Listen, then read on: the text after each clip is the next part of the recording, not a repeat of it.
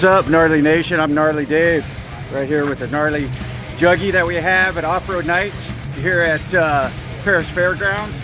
Brought out the juggy, representing all the stuff. This is a two-wheel drive, four-linked, full suspension, trophy truck style suspension, you know, fast attack vehicle.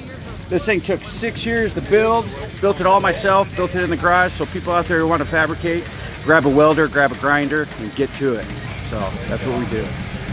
You can find either Go Gnarly TV or Gnarly Racing on Instagram. That's what we got going on.